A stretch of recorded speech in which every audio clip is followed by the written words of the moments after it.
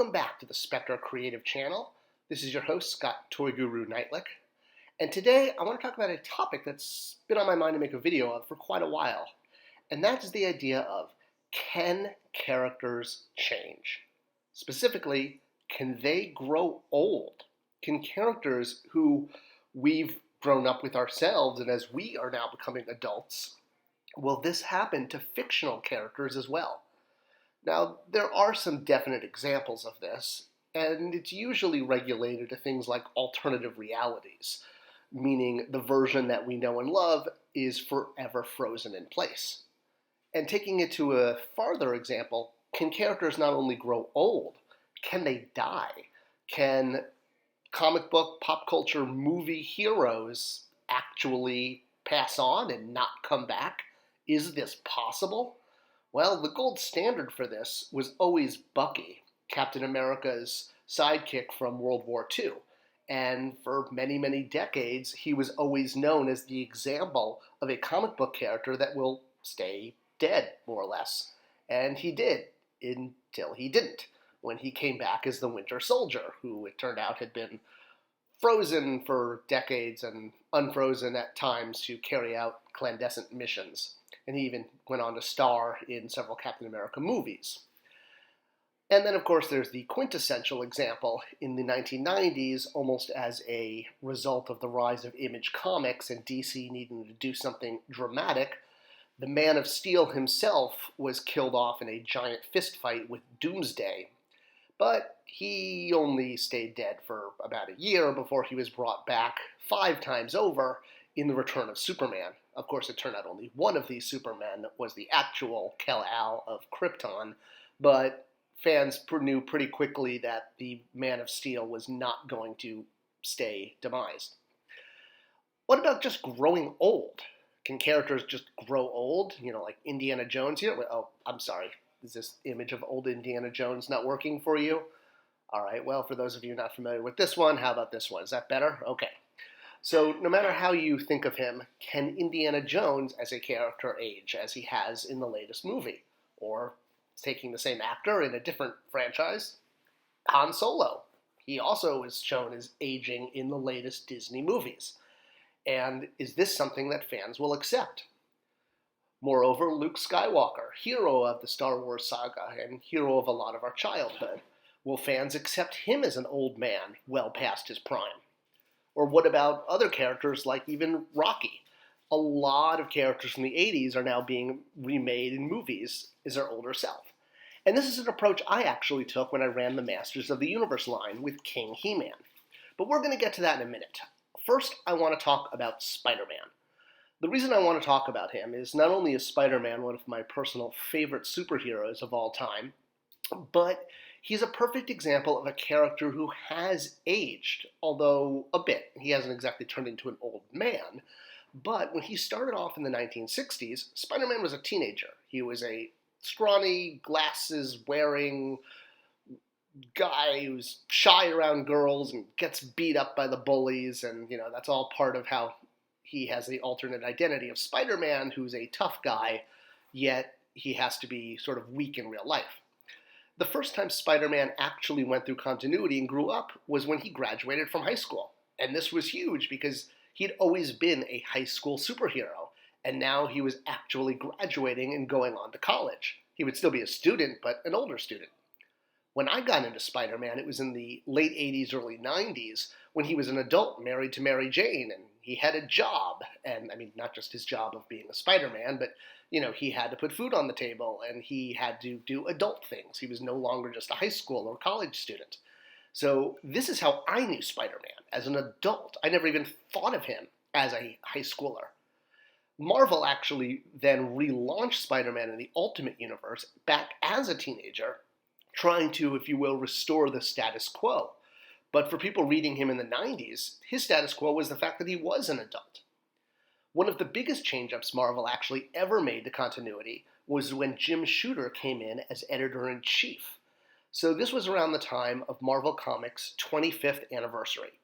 And as part of this big celebration, Jim wanted to shake things up, more or less, and basically kind of create a brand new Marvel universe.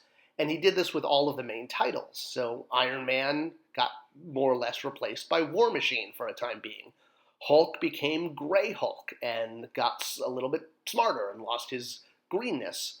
And She-Hulk went on to join the Fantastic Four, replacing Ben Grimm, the Thing. Over in the world of Captain America, a new Captain America, more or less, was introduced in the way of U.S. Agent, or the Captain. And then, of course, the granddaddy of all changes was Spider-Man, who got a brand new black outfit and retired his red and blues for the alien symbiote. Well, while this was really cool, as fans of the comic books, one thing that is really standard is that fans just don't like change. We like the way we like things, and we fear change. I mean, that's probably why Batman has been fighting the Joker for, 8 decades now? I mean, the same two guys slugging it out with no change to their relationship, and the Joker's still going. Now, the original version of a character going through one of these changes is actually Sherlock Holmes. I mean, I'm sure there's ones predating that, but this is one of the more famous early ones before comics. Arthur Conan Doyle, the creator of Sherlock Holmes, who really just wanted to write historical fiction, decided to kill off the famous detective in The Final Problem, where he and Moriarty dueled to the death. And it was a shocker. It was something that even the newspapers wrote about. Children who were fans of Sherlock Holmes found that this was, as they called it, the thrill of a lifetime, seeing their hero killed off.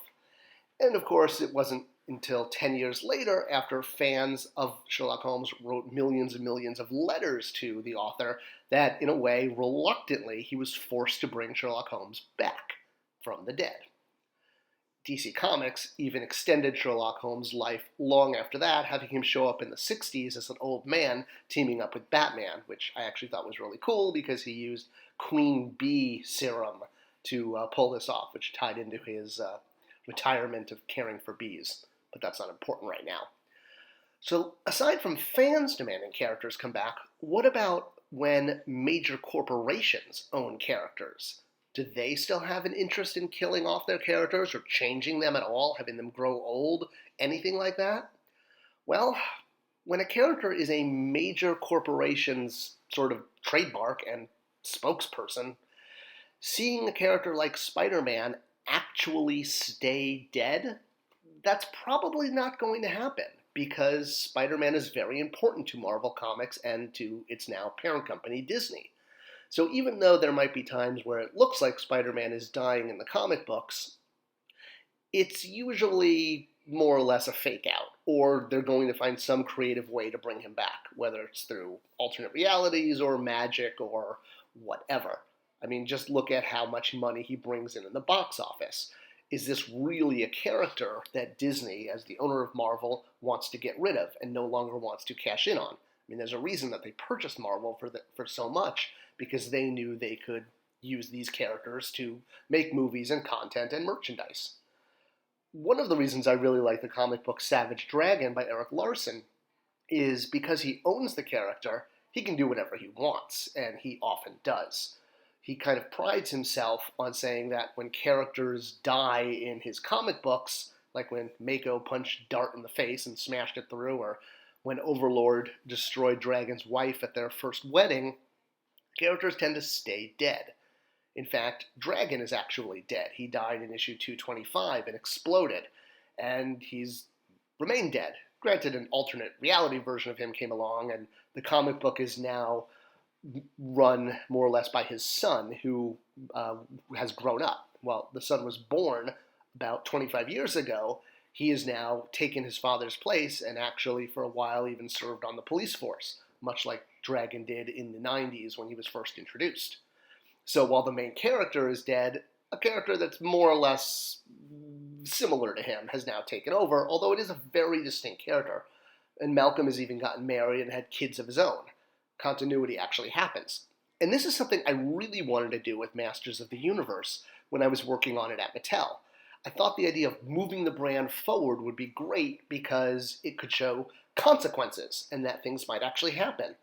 The final mini-comic ends with a look forward at the future, of He-Man's son and Skeletor's son fighting before a energy hologram version of Castle Grayskull, looked on by their advisors, enemies, and co-warriors, I guess.